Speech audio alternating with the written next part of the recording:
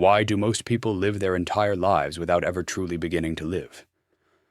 Friedrich Nietzsche, one of history's most provocative philosophers, believed that the majority of humanity exists in a state of sleepwalking, going through the motions of existence without ever awakening to their authentic self. He argued that there comes a moment in every person's journey when they must choose between continuing this comfortable slumber or stepping into what he called their real life.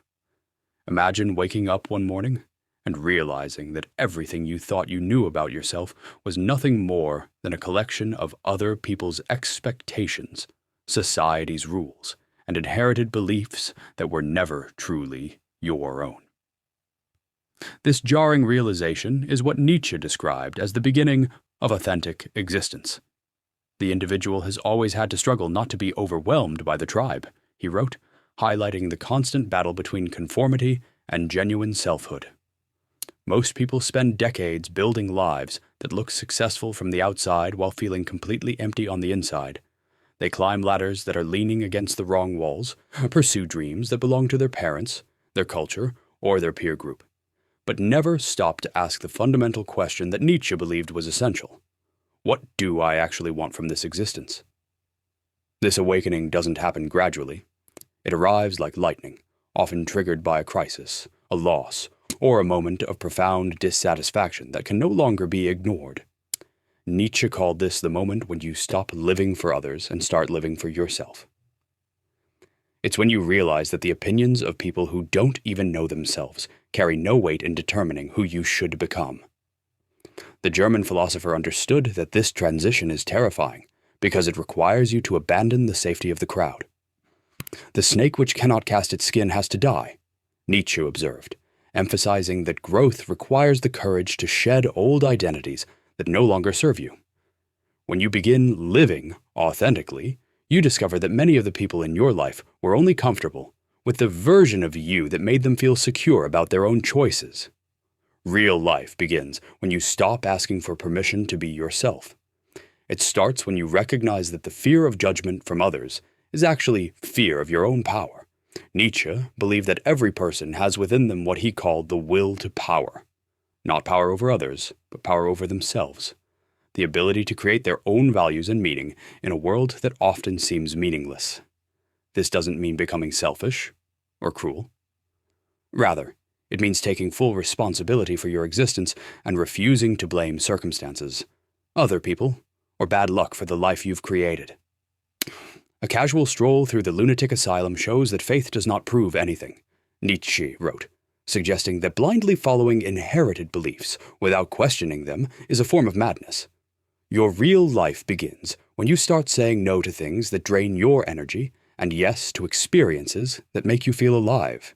It's when you stop trying to be liked by everyone and start being respected by the people who matter, including yourself. This transition requires what Nietzsche called amor fati, loving your fate, embracing both the beautiful and terrible aspects of your existence as necessary components of your unique story. The process is lonely because authenticity cannot be achieved in groups. All truly great thoughts are conceived while walking, Nietzsche noted, recognizing that the most important insights come during solitary moments of reflection. Real life requires you to spend time alone with your thoughts, uncomfortable as that might be, because only in silence can you hear your authentic voice beneath the noise of external expectations. Many people resist this awakening because they've invested so much time and energy in constructing false versions of themselves. The thought of starting over feels overwhelming, but Nietzsche argued that this resistance is precisely what keeps people trapped in lives that feel like elaborate performances rather than genuine experiences. Your real life begins when you understand that meaning isn't something you find. It's something you create. He who has a why to live can bear almost any how, Nietzsche famously wrote, suggesting that purpose comes from within, not from external sources. This realization is both liberating and intimidating because it places the entire responsibility for your fulfillment squarely on your own shoulders. The transformation doesn't happen overnight. It's a gradual process of aligning your actions with your authentic desires rather than with what you think you should want. It means making decisions based on your internal compass rather than external approval. Sometimes this leads to choices that others cannot understand, and that's precisely the point. What does not kill me makes me stronger, Nietzsche declared, recognizing that the struggles required for authentic living ultimately forge a more resilient and genuine person. Real life begins when you stop waiting for permission, stop seeking validation, and stop postponing your authentic existence until some future moment when conditions will be perfect. It starts when you realize that the perfect moment is always now, and the perfect person to live your life is always you, exactly as you are, with all your flaws and contradictions intact. Nietzsche understood that this awakening often comes with a price, and those who were seen dancing were thought to be insane by those who could not hear the music, he observed, acknowledging that authentic living often appears strange to those still trapped in conventional thinking.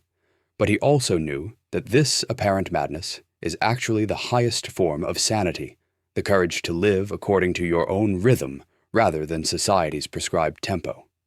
Your real life is waiting for you on the other side of fear, beyond the comfortable prison of other people's expectations, in the wild territory of your own authentic desires and dreams. The question isn't whether you're capable of living it, but whether you're brave enough to begin.